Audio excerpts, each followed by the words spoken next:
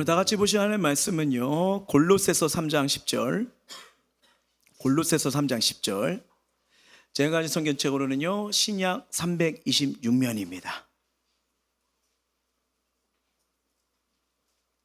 골로새서 3장 10절.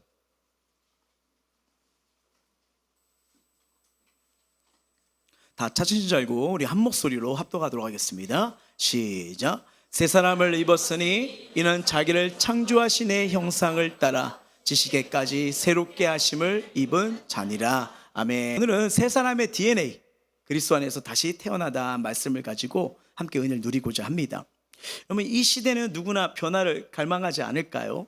그렇죠. 우리 이렇게 외형적으로도 변화를 갈망하기 때문에 이제 가을이 오니까 이게 지금 이렇게 파마하신 분들도 나타나시고 스타일 바꾸시기도 하시고, 우리의 모습뿐 아니라 사회적 형상에서도 공의로운 사회가 되었으면 좋겠다, 범죄가 없는 세상이었으면 좋겠다, 그리고 경제와 예측 정말 안전적으로 살았으면 좋겠고, 그 다음에 평온한 삶이 이루어졌으면 좋겠다. 그러니까 이게 뭔가 외면이든 내면이든 간에 변화의 갈망이 누구에게나 다 있어요. 이 목회를 하면서도요, 이 성도님들의 고민은 결국 변화와 갈망에 대한 그런 고민이 늘 있다는 걸 느끼게 됩니다. 그 중에 이 대표적인 게 뭐냐면, 왜 예수 믿고도 삶이 잘 변화가 안 이루어지는 거지? 왜 예수 믿고도 변화가 체험을 하지 못하는 거지? 분명히 예배를 통해서 제자행을 통해서 은혜를 받고 다짐도 합니다. 하지만 우리가 삶의 현장에 다시 나가면 시험과 유혹에 넘어지고 또 죄를 짓는 모습을 가면서 왜 이럴까 하면서 낙심하기도 하고 다시 결단을 하면서 이것이 반복되는 게 우리의 모습일 수 있어요. 근데 여러분 잘 보세요. 신앙생활은요, 여러분 신앙생활은 오늘 하루를 버텨, 이 의미만 담겨져 있는 게 신앙생활일까요? 아닙니다. 누리고 축복을 경험하는 것도 신앙생활이에요. 왜냐하면 하나님께서는 자녀에게 권세를 주시고 그것을 누리며 살아가는 것을 가장 원하신 분이거든요. 그러면 우리는 누리고 싶어요. 하나님이 우리를 향해서 어마어마한 은혜들을 이렇게 준비하셨잖아요. 근데 왜 이것을 누리지 못할까? 왜 나는 문제 속에, 염려 속에, 걱정 속에 낙심하면서 이렇게 후회를 하면서 이렇게 살아갈까? 여러분, 우리가 정말 이 하나님의 은혜 베푸심을 누리려면요, 중요한 게 있느냐, 내가 누구인가를 정확히 알고 계셔야 됩니다. 뭐라고요? 내가 누구인가요? 여러분, 제가 누구인지 내가 누구인지를 알지 못하면 저 역시 하루하루 그냥 버티기로만 버겁고 소망이 보이지 않아 저도 좌절할 수밖에 없는 연약한 존재임을 고백합니다. 근데 중요한 건 내가 누구인가? 여러분, 여기서부터요, 신앙생활의 출발점이 될 수 있고 변화의 가장 중요한 포인트를 잡을 수가 있어요. 그래서 여러분, 내가 진짜 누군지를 알아야 변화의 시작, 변화의 새바람을 보게 되는 것입니다. 그래서 여러분, 우리 안에 이 변화가 일어나면요, 이 새로운 변화는 하나님 은혜는요, 나를 뛰어넘기 시작해요. 그래서 가정, 일터, 교회, 세상까지도 반드시 나타납니다. 그리고 어떤 상황과 문제 있어도 거뜬하게 돌파할 수 있는 힘을 갖게 됩니다. 근데 아무리 큰 애를 받아도요, 늘 제자리 걸음 같다면요, 먼저 자신을 어떤 존재로 여기며 살아가는지 우리는 점검할 필요성이 있어요. 이것만 바로 잡아도요, 삶이 완전히 달라질 수 있기 때문이에요. 저와 여러분은 어떤 존재이십니까? 분명 성경을 보면 우리는 누구의 형상대로 창조됐다고 성경은 말씀하죠? 하나님의 형상으로 만들어 존재예요. 무슨 말이냐면 하나님은 저와 여러분을 너무나 사랑하십니다. 자, 그러면 하나님이 나를 사랑하신다는 걸 믿는다면 내 자신을 하나님의 소중한 존재라고 생각하십니까? 이 질문의 마음 깊은 곳에부터 네라고 대답할 수가 있으실까요? 1부 때도 침묵, 2부 때도 침묵. 솔직한 심정이죠. 만약 내가 나를 보기에도 사랑스럽지 않게 느껴진다면 제가 말씀드렸던 이 질문이 어색할 수 있어요. 어색할 수 있어요. 제가 최근 은혜롭게 감동 있게 보았던 책이 바로 최상원 목사님이 써서 새 사람의 DNA입니다. 이 책을 이렇게 쭉 읽어보니까 하나님께서 우리 안에 이 새 사람의 본성과 정체성을 심어줬다는 놀라운 진리를 얘기를 해요. 그래서 이 새 사람의 DNA가 이게 깨어났을 때 더 이상 과거의 상처와 패배감 그리고 비교의식에서 벗어나 진정한 하나님 자녀가 어떤 은혜와 축복을 누린지 발견되는 축복을 보게 될 거예요. 그래서 참 감동받으면서 기도하면서 저는 몇 주간 이 책의 주제와 성경 진리에 함께 나누면서 우리 안에서 새롭게 행하시는 그 하나님을 발견할 수 있는 복된 시간을 가져보려고 합니다. 변화를 갈망하고 있다면, 변화를 사모하고 있다면 저와 여러분이 정말 하나님께서 살아서 역사하시는 새해를 기대하면서 정말 성령의 변화의 물결이 우리 심령 가운데 이루어지길 주의 이름으로 축원합니다. 어느 조용한 시골 마을에 한 오리 어미가 알을 품고 있었어요. 며칠이 지나자 알들이 하나씩 깨면서 귀여운 오리 새끼들이 태어났어요. 자, 이제 하면서 새끼란 말을 계속할 거예요. 그걸로 생각하시면 안 됩니다. 자, 마지막 알에서 나온 새끼는 다른 오리들과 좀 달라요. 몸집도 크고 깃털도 거칠고 목소리도 달랐죠. 저는 왜 이렇게 못생긴 거야? 다른 오리들이 그것들을 동물들이 놀리면서 막 밀쳐내는 거예요. 저리 가, 우리랑 다르잖아. 어미 오리도 처음에는 뭐 새끼라 그랬겠지, 크면 점점 닮아가겠지. 근데 다른 거예요. 클수록 그 새끼는 뭐예요? 외톨이가 된 겁니다. 오해하지 마시라니까요. 왜 자꾸 웃으세요? 자, 슬픈 마음으로 우리 새끼는 마을을 떠나요. 이거 마음 아픈 얘기예요. 들판을 헤매고 호숫가를 떠돌며 추운 겨울로 홀로 견디기 시작했죠. 그래도 눈보라 속에서도 그 새끼는 꿋꿋이 살아남았습니다. 그런데 어느 봄날 맑은 물가에 비친 자신의 모습을 보고 깜짝 놀라기 시작해요.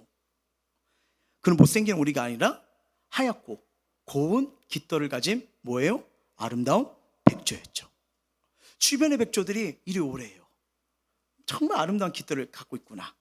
그리고 그 오리라고 생각했던 그 오리는 처음으로 자신이 누구인지를 깨닫고 다른 백조들과 함께 어디게요? 푸른 하늘을 날아오르기 시작합니다. 이 미운 오리 새끼 이야기, 우리가 다 알고 있는 얘기잖아요. 근데 여러분 잘 보세요. 왜 제가 이 말씀을 드리냐면요, 이 미운 오리 새끼가 백조로 변할 수 있던 이유가 뭐냐면 내가 누구인지를 깨달은 순간부터예요. 내가 누구인지요. 자, 그렇다면 저와 여러분은 내가 누구라고 생각하십니까? 주님 안에서 내가 어떤 존재인지 알고 계시나요? 자, 우리가 백조였던 사실 깨닫듯이요, 우리도 여러분 주님 안에서 어떤 존재인지 아는 거, 이게 신앙생활의 출발인 동시에 우리 인생의 변화의 포인트입니다. 난 누구인가? 난 무엇을 가지고 있는가? 난 무엇을 할 수 있는가? 이처럼 내가 누군지를 알 때요, 여기서부터 변화가 다르고 말이 달라지고 선택이 달라질 수밖에 없는 거죠. 여러분 잘 보세요. 하나님 안에서 내가 누군지를 깨닫게 되면요, 말씀대로 사는 삶이 가능해집니다. 오랜 시간 교회를 다녀도 말씀의 능력을 경험하지 못한 분들이 많아요. 예배 시간에 은혜를 받고 이제부터 말씀대로 살 거야 결단하지만 이 교회 문을 나간 순간부터 주변의 말 한마디에 환경에 얼마나 마음이 흔들리는 게 우리의 연약한 모습 아닙니까? 사실 누구에게나 하나님의 말씀대로 살고 싶은 갈망이 있어요. 있으니까 이 자리에 계신 거 아닙니까? 근데 여전히 감정, 생각, 말, 태도 등 변화되지 모습 때문에 그냥 포기하는 경우가 많아요. 인생은 이런가 보다 라고요. 그래서 왜 하나님의 말씀이 진리고 생명이고 역사와 기적이 일어나는데 왜 이렇게 말씀대로 사는 게 어려울까요? 그 이유는요, 우리의 의지로 노력을 한다고 해서 하나님 말씀대로 살아갈 것이 아니기 때문이에요. 우리에게는 한계가 있어요. 자, 로마서 8장 7절 말씀 한번 볼게요. 시작. 육신의 생각은 하나님과 원수가 되나니 이는 하나님 법에 굴복하지 않을 뿐 아니라 할 수도 없습니다. 아멘. 자, 우리 의지로 연약한 부분을 계속해서 다듬고 연단해도 언젠가 한계에 부딪힙니다. 성령 충만에는 은혜 가운데 믿음 가운데 거지만 조금만 마음과 생각이 뺏기면 또 옛 재성 육체로 돌아가는 우리 삶을 늘 발견하잖아요. 물론 하나님의 말씀을 살기 위해서는 우리의 순종 노력이 필요한 것도 맞아요. 근데 우리 하나님은요, 우리가 버티는 것보다 훨씬 넉넉한 승리의 정체성을 주셨습니다. 그 출발점이 뭐냐면 하나님이 보시는 나, 하나님 보시는 나, 내가 누군지를 정확하게 하셔야 돼요. 이게 되게 중요합니다. 자, 아프리카의 한 마을에 최고 권위자인 추장과 그의 아들이 있었어요. 그 아들은 외국의 명문대학을 다니고 있었답니다. 어느 날 이 추장 아들이 고향으로 돌아왔어요. 그래서 마을 사람들은 추장 아들의 결혼 상대는 과연 누구일까? 초미 관심이 시작된 거죠. 왜냐면 추장 아들과 결혼할 여성은요, 최고 권위자 신분이 높아질 수 있는 그런 족장 시대 아니겠습니까? 족장이죠. 근데 어느 날 이 추장 아들이요, 암소 12마리를 끌고 어디론가 가는 거예요. 자, 그 마을에는 풍습이 있습니다. 여성에게 청혼할 때 암소를 끌고 간대요. 암소를 선물로 가져가는데 보통은 2-3마리, 인기 있는 여성은 되게 많게는 5마리까지 받기도 합니다. 근데 몇 마리요? 12마리요. 그 12마리나 되는 암소를 데려가는 보자 마을 사람들이 궁금증을 갖게 되는 거예요. 와, 5개에서 6마리가 최고였는데 지금 그 2배야. 이제 사람들이 따라와요. 야, 지금 대세, 추장의 아들이잖아요. 대세잖아요. 도대체 어떤 여성이길래 저렇게 많은 암소를 가져가는 걸까? 근데 이 추장 아들이 12마리 암소를 딱 가져갔는데 다 쓰러져가는 초가집 앞에 서게 된 거예요. 그리고 청혼할 여인은 부끄러워서 창피해서 집에서 나오지도 못하고 숨어 있는 상태예요. 자, 이 장면을 보고 사람들이 수군거립니다. 아, 추장 아들이 외국에 갔다 오더니 정신이 어떻게 되었나 봐. 아니, 저렇게 볼품없는 집안 여인에게 암소를 몇 마리요? 12마리나 선물하더니. 이때요, 이 마을에 의료봉사를 하던 한 의사가 있었습니다. 의사는요, 추장 아들이 여인에게 청혼하는 장면을 본 후 마을을 떠났던 거죠. 그리고 몇 년 후 이 마을에 다시 방문하여 이 추장 아들과 그 아내를 만나게 됩니다. 근데 그 아내를 본 순간 의사는 깜짝 놀래요. 분명히 예전에는 볼품없고 초라했던 여인이 이젠 당당하게 유창하게 영혼까지 구상하는 거예요. 그리고 세련된 여인으로 변했었어요. 그래서 놀란 의사는 추장 아들에게 어떻게 이렇게 됐는지 물어요. 그때 추장 아들이 이렇게 말을 합니다. 어떻게 말하면요, 저는 지금까지 아내에게 어떤 요구도 하지 않았습니다. 그저 지금 있는 그대로의 당신을 사랑한다고 이야기했을 뿐이에요. 근데 아내는 자신이 암소 12마리의 가치를 지닌 존재란 걸 깨닫고 점점 더 아름다워지고 지적인 여인으로 변화되었습니다. 아직 결혼 안 하시는 우리 청년들, 12마리 끌고 가보십시오. 어떤 일이 벌어질지 모릅니다. 근데 여러분, 이 이야기에서 말한 요지가 뭐예요? 이 볼품없고 초라했던 한 여인이 당당하게 품격 있게 연인을 밝힐 수 있는 이유는 내가 12마리를 받을 수 있는 자격이 있는 사람이라고? 난 볼품이 없는데, 난 내세울 거 없는데, 근데 내가 이렇게 가치가 있는 거야? 자, 이 여인이요, 먼저 변하려고 노력한 게 아니에요. 뭐예요? 자신이 그만큼 가치가 있다는 걸 깨달은 후에 자연스럽게 변화가 됐다는 겁니다. 여러분, 이게 되게 중요해요. 하나님이 나를 어떻게 보느냐, 나의 정체성을 어떻게 보느냐, 그 인생 삶이 완전히 바뀌어집니다. 여기서 여러분, 능력 있는 삶이 가느냐, 아니면 세상 속에서 그냥 얽히고 설키고 늘 염려 속에 고민 속에 답답해 상하냐, 꿈과 비전 없이 그냥 이대로 가는 거냐, 완전히 달라요. 그럼 정말 중요한 질문이 있습니다. 나는 누구일까요? 자, 이게 성경에서 하나님이 나를 어떻게 보시는지 한번 보시길 바랍니다. 난 누구냐? 첫 번째, 나는 하나님의 형상대로 지음받은 존재입니다. 자, 누구에게나 자신을 평가하는 목소리가 있잖아요. 뭐 성격으로, 성향으로, 습관으로, 뭐 직업으로 이게 규정하고 받아들이며 살아갑니다. 그렇죠? 뭐 이런 거 있잖아요. 막 때로는 화를 잘 내거나 뭐 게으른 사랑으로 어떻게 하라고, 난 이렇게 자라왔는데, 이렇게 걸어왔는데 하면서 그 삶을 당연하게 여길 때도 있어요. 근데 중요한 건 이게 내가 나를 보는 모습이고 주변에서 보는 나를 모습이에요. 근데 정말 중요한 건 뭐냐면 하나님이 나를 보는 시선이 중요합니다. 하나님께서 우리를 만드실 때 우리는요, 세상에서 가장 존귀한 정체성을 가지고 창조되었어요. 자, 창세기 1장 27절입니다. 시작. 하나님이 자기 형상 곧 하나님의 형상대로 사람을 창조하실 때 남자와 여자를 창조하시고, 뭐예요? 하나님께서 우리를 하나님의 형상을 닮은 존재로 창조하신 거예요. 자, 여기 형상이라는 단어를 보게 되면 여러 가지 뜻이 있는데 원문을 보면요, 히브리어로 첼렘이라고 합니다. 근데 뭐냐면 하나님의 반영, 하나님의 그림자, 하나님의 나타나심이요.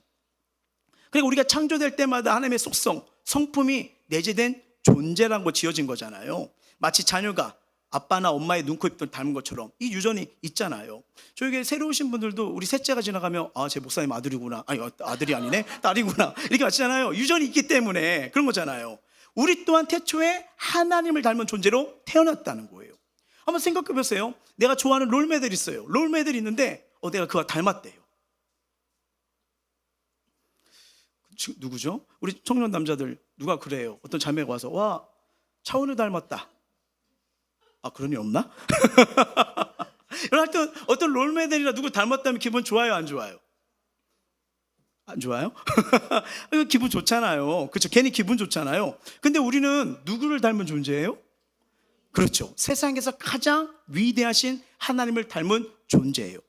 만왕의 왕이시잖아요. 우리의 생사회복을 주관하시는 분이잖아요. 이거 얼마나 감격스러운 일입니까?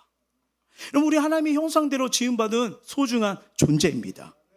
하나님의 형상은요, 눈에 보이거나 느껴진 게 아니에요. 우리는 누구를 평가할 때 눈에 보이고 내 기준에 맞느냐 안 맞느냐 이 선악과로 막 판단하잖아요. 아니요. 하나님 형상은 딴 게 아니에요. 말씀으로 주어요. 자, 에베소 말씀 한번 보도록 할게요. 시작. 능히 모든 성도와 함께 지식에 넘치는 그리스도의 사랑을 알고 그 너비와 길이와 높이와 깊이가 어떠함을 깨달아 하나님의 모든 충만하신 거로 너희에게 충만하게 하시기를 구하노라 라고요. 자, 우리가 하나님 형상을 닮은 자녀임을 믿는 순간부터 놀라운 변화와 성장이 여기서 일어납니다.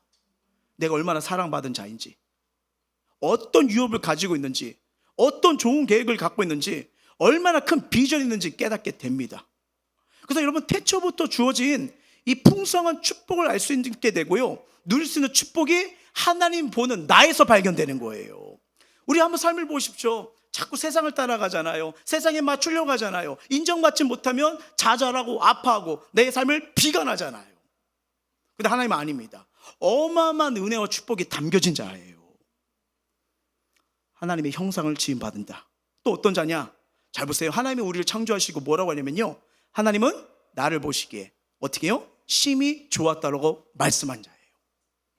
그러면 새로운 물건이 만들어졌을 때 그 물건을 가장 잘 아는 자가 누굽니까? 개발자잖아요. 특정 목적에 맞게 하나하나 만들지 않습니까? 그래서 그 물건에서 가장 잘 알게 되는 거죠. 그러면 저와 여러분을 가장 잘 아시는 분이 누굴까요? 하나님이시죠. 왜요? 우리를 창조하신 분이잖아요. 자, 하나님께서 우리를 그분의 형상대로 가진 존재로 창조하시고 보시기에 좋았다라고 말씀하십니다.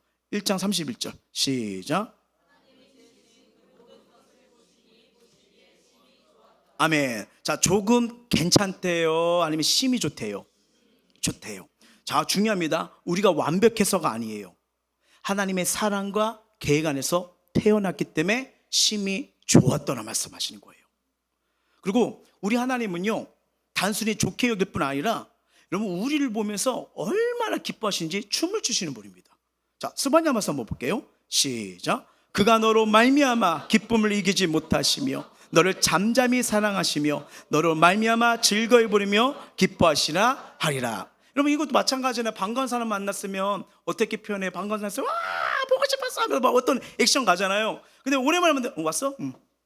이렇게 하는 거랑 느낌이 다르잖아요. 반갑게. 그러니까 여러분, 우리가 하나님이 나를 볼 때마다 뭐냐면요, 너로 말미암아 즐거이 그러며 기뻐하시리라. 전 그렇게 생각해요. 교회 올 때마다 우리 하나님 소다팝보다 더 멋지게 춤추실걸요? 아들 왔구나. 딸 왔구나. 예. 그러면서 춤추면서 막 바지하실걸요? 예. 너무 기쁘니까요. 자, 하나님은 기쁨을 이기지 못할 만큼 우리를 사랑하심을 믿으시길 바라요. 잘 보세요. 우리가 사랑받을 행동을 해서가 아니에요. 우리는 그런 행동을 하지 못해요. 근데 존재 자체, 이 자체를 사랑합니다. 그러면 다시 한번 질문 드릴게요. 저와 여러분은 내 자신이 정말 하나님의 사랑스러운 존재라고 생각하십니까? 아니면 난 사랑받을 자격이 없어 라고 느끼시나요? 만약 자신이요, 사랑받을 자격이 없다고 생각한다면 대부분 뭐예요? 현재나 과거, 연약한 나의 모습일 수 있습니다. 자, 우리의 영적 상태나 삶의 모습을 보면요, 나는 사랑스러워지지 않을 때가 더 많은 것 같아 라고 느낄 수가 있어요. 물론 누구나 죄를 지었을 때는 반드시 회개하고 제사함을 받아야 됩니다. 그 뒤에 의자 좀 갖다 주시죠. 의자 좀. 네. 예. 자, 성경에서 죄를 멀리하고 죄와 싸우라고 말씀하잖아요. 히브리서 12장 4절이에요. 시작. 자, 그러니까 여러분 잘 보세요. 죄는 하나님과 관계를 멀리하지만 죄 때문에 하나님 자녀란 자격 자체가 박탈당하는 건 아니에요. 만약에 예수 믿고도 죄를 범했다, 박탈당했다 하면 저 몇 번 박탈당했을까요? 23번? 어우, 절 되게 거룩하게 보셨네요. 아니요, 몇번 이상 전 박탈당합니다. 박탈당해요. 근데 여러분 중요한 건 뭐냐면 우리는 구원이 뭐냐면 행위가 먼저 아니에요. 왜? 우리는 행위로 의로운 자가 아니거든요. 하나님의 은혜입니다. 보세요. 에베소서 말씀이에요. 시작. 너희는 그의 은혜와 말미암아 구원을 받았으니 이것은 너에게서 난 것이 아니요 하나님의 선물이라.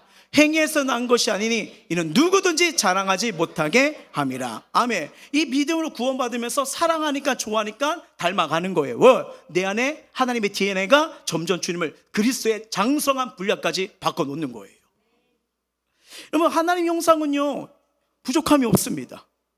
근데 자꾸 내 안에 자꾸 그 하나님 형상과 은혜가 있다는 이 축복이 있다는 자녀라는 것을 잊어버려요. 그래서 우리가 생각이 자꾸면 내 인생은 원래 이래, 나 이런 건 못해, 나는 이렇게 살아왔기 때문에 자신이 없어 라면서 그 하나님의 형상보다는 내 힘, 내 방법, 나의 스타일을 강조하니까 자 우리 삶에는 분명히 한계가 오잖아요. 부딪히는 거예요.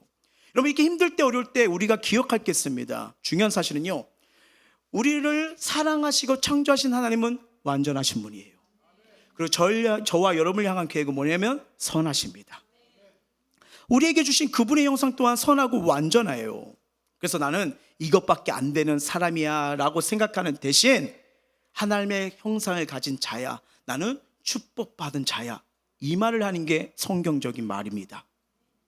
여러분 희한해요. 이렇게 말을 할 때마다, 인식할 때마다 내 생각이 달라집니다. 말이 달라지고요, 삶이 변해요. 왜? 말에는 하나님의 은혜와 능력이 임하거든요.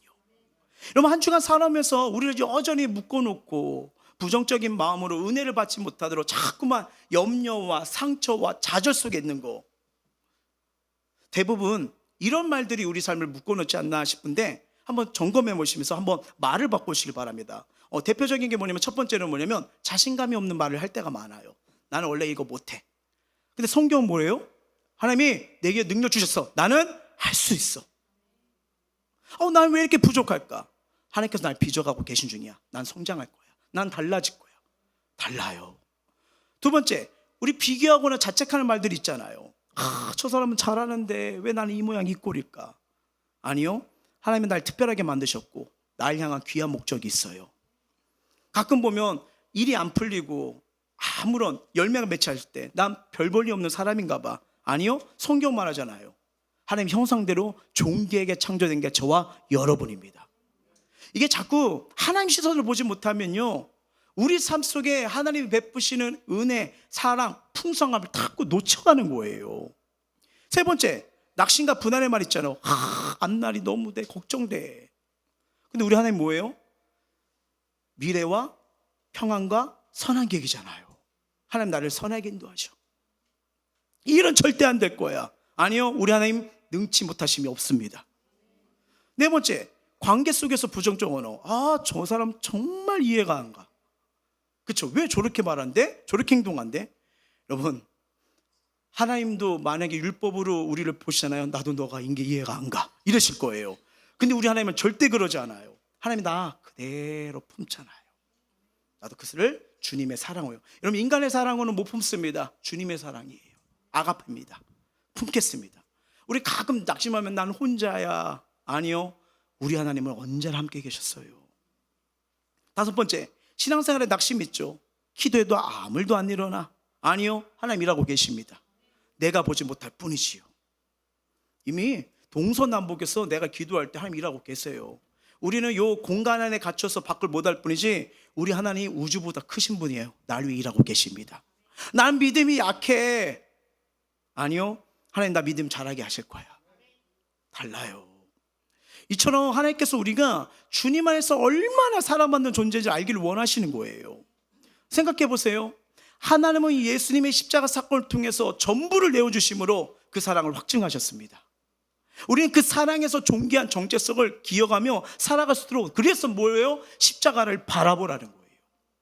여러분, 하나님은 독생자이신 예수 그리스도를 내어주신 만큼 저와 여러분을 너무나 사랑하심을 믿으시길 바랍니다. 우리가 죄를 지어 하나님 관계가 끊어졌잖아요. 근데 그 아들 예수 그리스도를 십자가에 내어주셨습니다. 하나님과 단전된 관계를 회복했잖아요. 여러분 한번 여쭤볼게요. 세상 어디에도 자녀를 죽음의 길로 일부러 내기는 부모가 어디 있습니까? 자녀가 10명이라도 한 명 포기할 수 있나요? 못해. 이게 부모 마음이에요. 그런데 독생자 예수 그리스도 내어준 하나님 사랑, 더 이상 증명할 이유가 없는 겁니다. 세상에 어떤 것보다 이 사랑이 없잖아요. 여러분 그 크신 하나님의 사랑은 지금도 변함없이 저와 여러분을 향하고 있습니다. 이 성경 66과 하나하나 말씀이 너무나 귀한데, 정말 하나님이 나를 이렇게 사랑하실까? 대표적인 말씀이 전 요한복음 3장 16절 말씀이라고 생각해요. 한번 읽어볼까요? 시작. 하나님이 세상을 이처럼 사랑하사 독생자를 주셨으니 이는 그를 믿는 자마다 멸망하지 않고 영생을 얻게 하려 하심이라. 아멘. 이게 복음이 담긴 진리의 말씀이거든요. 근데 여러분 이 말씀을 우리가 다시 한번 볼 건데, 제가 가로를 넣었어요. 여기다가 여러분의 이름을 놓고 읽어보세요. 제발요. 가끔 보면 제 이름을 놓고 같이 하시더라고요. 여러분 이름이요. 저는 제 입으로 할 테니까요. 자, 하나님이 나 얼마나, 왜냐면 믿음은 고백에서부터 시작되거든요. 자, 읽어볼게요. 시작. 하나님이 대명이를 이처럼 사랑하사 독생자를 주셨으니 이는 그를 믿는 자마다 멸망하지 않고 영생을 얻게 하려 하심이라. 아멘. 여러분 사랑이란 어떠한 큰 대가를 치러도 아깝지 않다는 힘이 있습니다. 혹시 부모님들 자녀들 밥 먹을 때마다 왜 저렇게 많이 먹어? 또 맛있는 거 먹네. 스팸을 했어요. 걔는 왜 자꾸 이렇게 먹어? 나도 남겨놓지도 않고. 아우 아까워. 냉장고 열었어요. 김치 다 먹었네. 아우 아까워. 이런 생각으로 자녀들한테 대하신 분 있습니까? 있나요? 아니잖아요. 더 먹어 이러지 않습니까? 왜요? 아깝지가 않으니까요. 저도 그렇고 모든 아깝지가 않은 거 아니겠습니까? 잘 보세요. 사랑은 아깝지가 않아요. 하나님 사람이 그래요. 가장 소중한 아들. 여러분 저는 이 말씀을 묵상할 때마다 좀 마음이 울컥거려요. 왜냐면 그 사랑을 받았음에도 불구하고 여전히 또 내가 주인이 되고, 그 사랑을 가볍고 또 다른 사랑을 원하고 다른 걸 채우려는 이 우둔함이 많거든요. 그런데 예수님은 내어놓고도, 하나님은 우리가 또 배반할 걸 알아요. 여러분 내가 누군가를 살리는데 그 사람이 배반할 것 같으면 나의 가장 소중한 걸 줄 수 있어요, 없어요? 안 주죠. 근데 알면서도 줬어요. 하나밖에 없는 독생자를요. 이게 말이 됩니까? 보세요. 로마서 8장 32절이에요 시작. 자기 아들을 아끼지 아니하시고 모든 사람을 위하여 내주시니가 어찌 그 아들과 함께 모든 것을 우리에게 주시지 않겠느냐. 여러분 이 말씀, 하나님의 사랑이 단순히 감정적인 게 아니에요. 우리 옛날에 이렇게 보면요, 이게 첫사랑들 기억하시죠?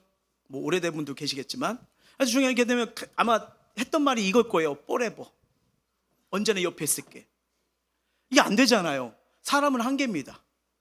그렇잖아요. 근데 이거는 잘 보세요. forever로 했으면 힘들 때, 어려웠을 때, 위기 있을 때도 옆에 있어주고 지켜야 되잖아요. 근데 시간이 흐르면 다 달라지잖아요. 그렇죠? 그러니까 믿었던 사람, 바랬던 사람한테 상처받고 오해받고, 이게 우리 인간 삶을 통해서 많이 겪지 않습니까? 근데 여러분 하나님은 우리한테 이렇게 상처를 받으셨어요. 근데도 내가 널 사랑해. 말뿐이 아니라 행동으로요 다 주셨어요. 이 사랑만큼 증명된 사랑이 뭐가 있을까요? 여러분 하나님 사랑은요 말로만 한 게 아니에요. 십자가에서 날 위해 완전 살찌고 피 쏟으면서 죽었습니다. 여러분 한번 생각해 보세요. 100만 원짜리 컴퓨터가 있어요. 근데 이 100만 원을 사기에 좀 아깝다 생각하면 그 컴퓨터 100만 원 가치가 없다고 느껴지실 거예요. 근데 반면 와, 이걸 100만 원에 살 수 있다고? 대박이다 생각한다면 그 컴퓨터는 100만 원 이상의 가치가 있다는 뜻이에요. 우리도 마찬가지입니다. 하나님께서 자신의 아들 예수님을 아끼지 않고 주신 이유는요, 우리가 예수님만큼 가치 있는 존재래요. 저는 솔직히 내가 내 삶 봐도 그런 존재가 아니거든요. 저는 순종보다 더 불순종이 많은 죄인이거든요. 근데 내가 널 예수님처럼 존귀하게 여겨. 그래서 내가 너 대신 십자가에 올라와서 죽은 거야. 아, 나는 예수님 짤이구나. 여러분, 이거는 결코 과장의 말이 아닙니다. 하나님께서 당신의 아들을 내어주실 만큼 우리 한 사람 한 사람을 그만큼 귀하게 여기셨다는 뜻이에요. 여러분, 이 가치는 우리가 만들어낸 이야기가 아닙니다. 하나님이 우리에게 먼저 주신 선물입니다. 우리의 행위나 능력, 성취에 따라 결정되는, 변화되는 가치가 아니에요. 존재 자체로 이미 소중한 가치가 부여된 사람, 그것이 바로 저와 여러분입니다. 그래서 여러분, 이 정체성을 붙들려면요, 가장 근거가 뭐냐면 내가 무엇을 해야 되지, 여기가 아니에요. 첫 번째 뭐냐면 하나님이 나를 어떻게 보여야지, 여기서부터예요. 하나님이 나를 어떻게 보시냐, 여기서부터 시작이에요. 하나님의 시선이 저와 여러분의 존재이고 정체성입니다. 여러분, 우리의 가치, 인생, 삶은요, 예수님 안에서만 온전하게 세워집니다. 예수님 밖에서 세상의 기준으로 자신을 평가하면요, 우리 계속 비교하고 살아야 돼요. 피하고 살아야 돼요. 나는 저 사람보다 뒤처진 것 같아. 우리 가정은 저 가정보다 뒤처진 것 같아. 우리 가정은 저기보다 불행해. 난 특별하지가 않아. 여러분, 이런 생각, 비교하며 살아보십시오. 그러면 계속 마음이 무거워져요. 하지만 기억하세요. 우리 진짜 가치는 하나님의 아들이신 예수 그리스도이십니다. 예수 안에 있는 나, 그분이 날 대신에 십자가에서 생명을 내주던 사실, 이게 나의 진짜 가치입니다. 우리의 진짜 가치는 하나님의 아들이신 예수 그리스도의 가치예요.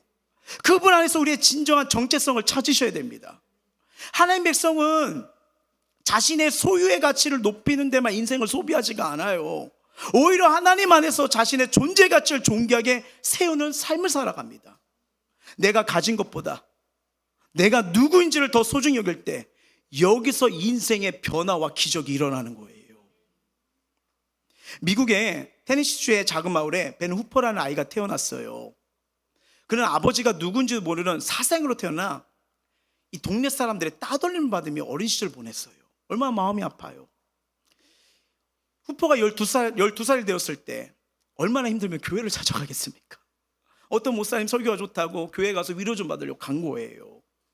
예배 후 조용히 나가는데 그에게 목사님이 물어요. 넌 누구니? 네가 누구의 아들이라? 마을이니까 웬만하면 다 알잖아요.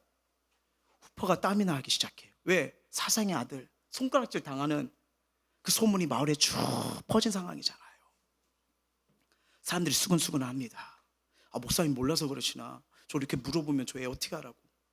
막 어떻게 대답할지 모르겠는 거예요. 아빠가 누군지도 모르고 벌어진 그런 삶이라고 생각했는데, 근데 목사님이 갑자기 물을 치며 이렇게 말한 거예요. 내가 누구의 아들인지 알겠다. 네가 아버지를 닮았어. 단번에 해볼 수 있다. 식은땀이 4배나 됐습니다. 그리고 인생에 잊을 수 없는 한마디를 해요. 넌 하나님의 아들이구나. 넌 하나님의 아들이구나. 후퍼는 한데 어제만은 충격을 받고요, 황급히 교회를 떠납니다. 도망치터 교회 밖으로 나가는데 이 목사님이 정말 훌륭한 목사님이에요. 도망가면 아이고 하나님 저희 삶을 붙잡아 주세요 이렇게 기도하는 것도 귀하잖아요. 뒤에서 소리쳐요. 하나님의 아들 들들들, 하나님의 아들답게 훌륭하게 살아라. 이 말이요, 평생 어디에도 소속되어 본 적도 누군가의 아들로도 살아본 적 없는 후퍼, 여기서부터 그의 인생이 달라지기 시작했대요. 이분이 누구냐? 어느 날 테네시주의 주지사, 여러분 이거 주지사를 한 번 지내는 것도 쉽지가 않거든요. 2번의 역임한 벤 후퍼, 한번 사진 보여주세요. 독실한 기독교인입니다. 그가 자서전에서 뭐라고 말하면요, 이렇게 말해요. 넌 하나님의 아들이야. 하나님의 아들답게 살아. 목사님의 외침을 듣던 그날이 테네시주의 주지사가 태어난 날이었습니다. 무슨 말이에요? 후퍼가 자신을 하나님의 아들로 여겼을 때 그의 인생을 묶여있고 괴롭혔던 상처가 뭡니까? 사생아. 거기서 벗어지고요, 존경받는 인생으로 변화됐다는 거예요. 이게 중요해요. 나를 누구라 생각하냐에 따라 삶의 목적과 방향, 비전, 의미가 달라집니다. 우리는 하나님의 사랑받는 자녀예요. 영원히 변하지 않을 정체성은요, 오직 예수님 안에 있습니다. 뭐 우리의 삶이 어떠함에 따라 달라지는 정체성이 아니에요. 태초부터 우리는 하나님의 사랑받는 자녀로서 이 정체성, 영적인 DNA, 은혜의 DNA를 가지고 태어난 자입니다. 하나님이 오늘 말씀 보니까 내가 널 사랑한다, 내가 너를 기뻐한다 말씀하시잖아요. 여러분, 이걸 믿을 때 우리는 문제와 어려움과 아픔에 쌓여가는 인생이 아니에요. 한 번뿐인 인생인데 맨날 그것만 붙들고 살면 얼마나 인생이 안타깝습니까? 하나님은 어마어마한 계획이 있어요. 어마어마한 풍성한 은혜가 있어요. 이걸 어떻게 발견했냐? 내 아버지가 누구지? 하나님이 날 뭐라고 보시지? 여기서 발견되는 거예요. 보세요, 사람마다 중요하게 여기는 가치가 있어요. 어떤 사람은 사람의 시선을 되게 중요합니다. 그래서 평가, 인정, 사람의 감정 막 거기에 목말라요. 들떠있기도 하지만 꺾이기도 해요. 또 어떤 사람은 돈이나 명예, 성공의 삶을 기준으로 삼습니다. 근데 알다시피 그 기준은 언제나 변하기 때문에 계속 그것 때문에 마음이 불안하고 평안은 오래가지 못해요. 근데 하나님이 창조된 나는요, 하나님 시선으로 날 보잖아요. 우리는 불안정한 존재가 아니에요. 우리는 하나님의 형상을 닮은 존재입니다. 하나님께서 우리가 그분을 바라볼 때 완전한 존재로 설 수 있도록 창조하셨어요. 따라서 우리 마음이 세상을 향할 때는 흔들리지만요, 하나님을 바라볼 때 소망이 오고 평안이 오고 할 수 있는 은혜와 힘이 임하는 것입니다. 그래서 하나님 말씀을 따라 살 때 우리 정체성이 흔들리지가 않고요, 답을 아는 인생으로 바뀌는 거예요. 에베소서 1장 4절 볼까요? 시작. 곧 창세전에 그리스도 안에서 우리를 택하사 우리를 사랑 안에서 그 앞에 거룩하고 흠이 없게 하시려고 라고요. 여러분, 이 말씀 가만히 보십시오. 창세전에, 태어나기 전에 하나님 계획 속에 저와 여러분이 있었다는 거예요. 우리 존재 실수가 아닙니다. 우리 하나님 사랑 안에서 택함을 받은 거룩하고 흠없는 자들이에요. 물론 상식적으로 상황으로 이해하지 못하는 상황과 환경이 있을 수 있어요. 근데 성경의 시선으로 몰면 만들어가는 과정이에요. 빈 그릇이요, 나란 존재를 통해서 하늘에서 주시는 은혜를 받을 수 있도록 만들어가는 것 뿐이에요. 그분의 말씀에 섰을 때 이 정체성 흔들리지가 않습니다. 인생이 무엇에 이끌리는지를 알기 위해서는 평소 자신이 무엇을 말하고 무엇을 생각한지 돌아보면 알 수 있어요. 우리가 말하고 생각하는 곳에 그것이 왜 강화되고요, 결국 그것이 우리를 말하는 것에 지배를 당합니다. 잘 보세요. 그렇잖아요. 만약에 두려움을 계속 말하잖아요, 걱정을 계속 말하잖아요, 두려움, 걱정에 계속 쌓여요. 염려를 말하면 염려가 우리 마음을 지배합니다. 제가 어제 집에 들어갔거든요. 근데 한 녀석이 인형을 갖고 와요. 그러더니 커다란 인형을 누구한테 받았나 봐요. 오리예요. 너무 오리처럼 만들었어요. 그러면서 이걸 꽥꽥꽥 하면서 부리를 쪼아대는데 가슴이 시꺼개요.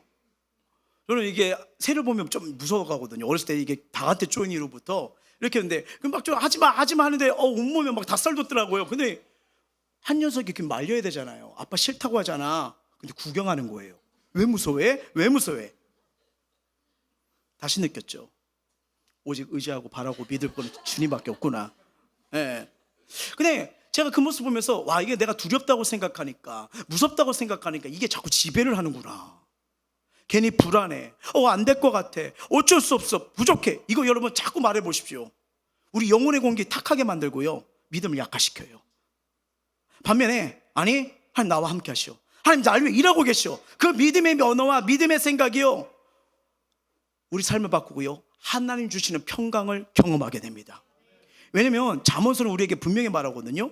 18장 21절이에요. 시작. 죽고 사는 것이 혀의 힘에 달렸나니 혀를 쓰기 좋아하는 자의 혀의 열매를 먹으리라. 그러니까 어떤 말을 하느냐가 결국 어떤 열매를 맺는지 결정하는 거예요. 근데 감사한 거는 하나님 말씀을 말하면 하나님의 통치가 말씀이 나를 지배해요. 그래서 그 말씀을 붙들고 고팔 때 잘 보세요. 그 말씀은 단순한 문장이 아닙니다. 하나님의 능력으로 바뀌어집니다. 왜요? 하나님의 말씀은 살아있기 때문에. 하나님은 자신의 말씀을 통해서 세상을 창조하셨고요, 지금도 말씀을 우리의 삶을 빚어가시잖아요. 그러므로 하나님의 말씀대로 살기 위해서는 그 말씀을 많이 생각하고 많이 말하는 훈련이 필요합니다. 자, 히브리서 3장 1절이에요. 시작.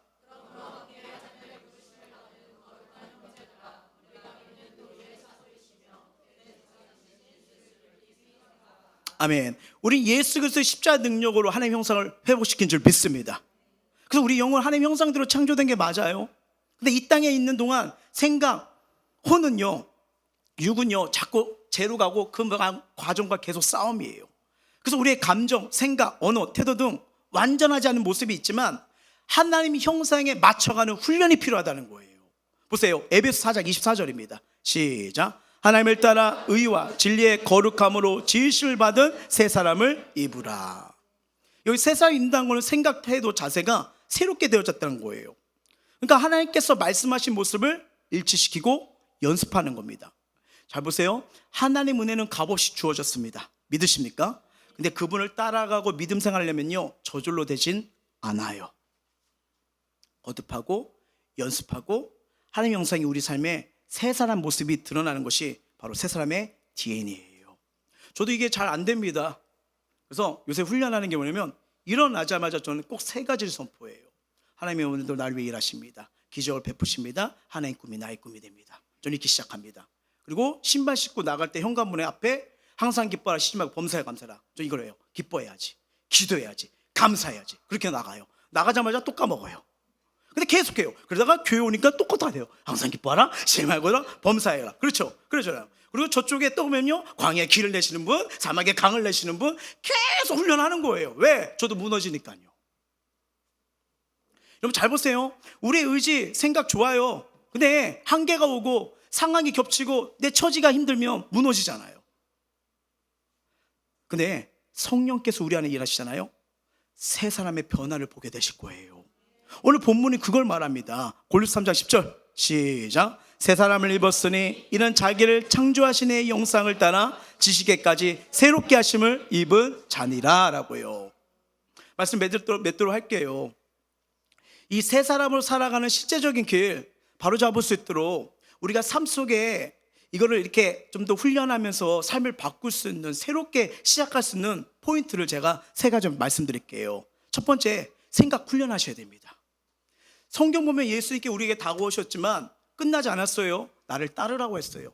그분의 말, 행동, 삶을 따라오라고요. 이해되시죠? 신앙생활은 바로 그거예요. 예. 하루 한 말씀 붙잡고 한번 해보십시오. 예를 들어 뭐라고 해야 될까? 나는 그리스도 안에 새로운 피조물이다. 나는 새로워질 거야. 오늘도 새로워질 거야. 어제보다 오늘 다를 거야. 이렇게 하는 거예요. 출근길, 학교길, 설거지할 때마다 계속 선포하세요. 할 때마다 여러분 부정적인 생각, 염려되는 생각, 안 된 생각 바꿔집니다.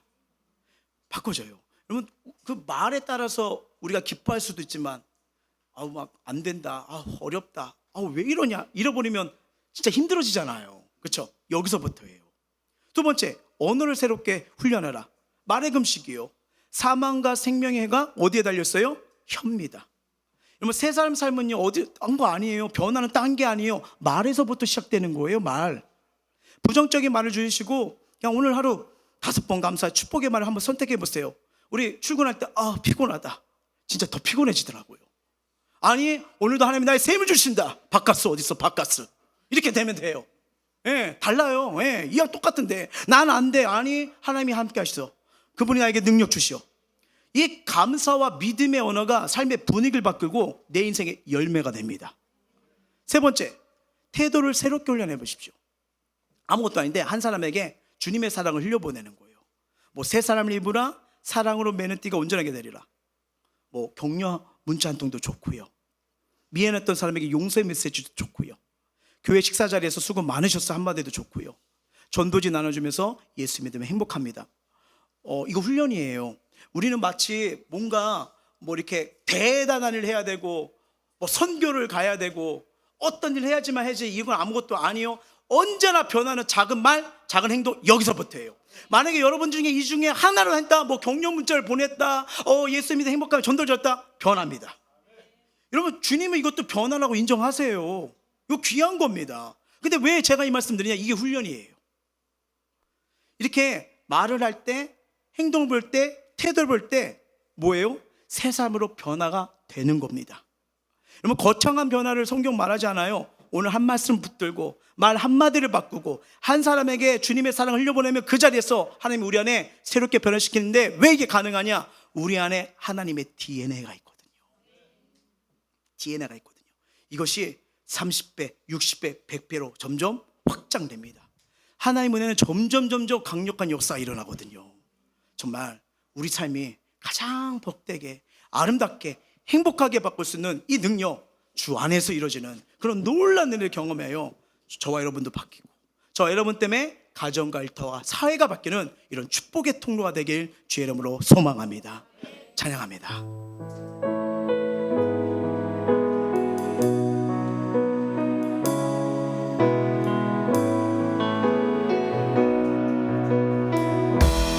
나를 지으신 주님, 나를 지으신 주님, 내 안에 계셔. 자, 처음부터 내 삶을, 처음부터 내 삶이 그의 손에 있었죠. 그의 손에 있었죠. 내 이름 아시죠? 내 이름 아시죠? 내 모든 생각도 내 흐르는 눈물 그가 닦아주셨죠. 자, 그는 내 아버지, 난 그의 소유.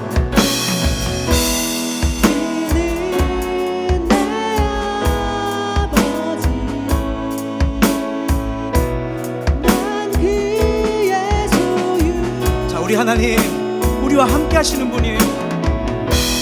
내가 어딜 간 날 떠나지 않죠. 하나님이 나를 가장 잘 아십니다. 내 이름 아시죠? 내 모든 생각도 내 이름 아시죠? 내 모든 생각 아빠라 부를 때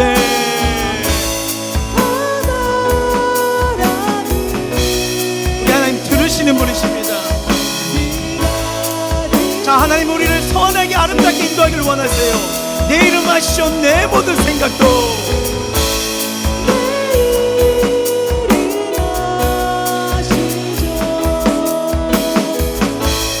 내 모든 생각도 아파라 부를 때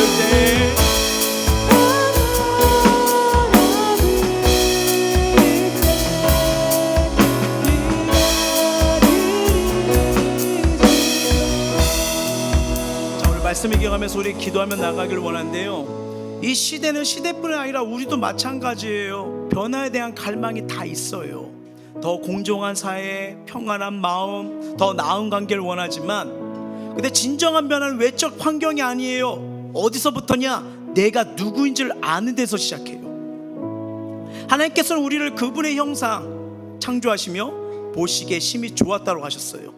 근데 많은 사람들은 세상과 주변을 비교시키면서 자신을 부족하고 초라한 존재로 여길 때가 많아요. 하지만 우리 하나님은, 아니, 넌 사랑받을 자격 있는 자녀야. 너는 내 형상대로 지음받은 존귀한 존재야. 하나님은 우리 행위보다 존재 자체를 사랑하십니다. 우리의 구원과 가치가요, 행위에 있지 않고요, 은혜로 주어진 이 정체성에 있음을 기억하셔야 돼요.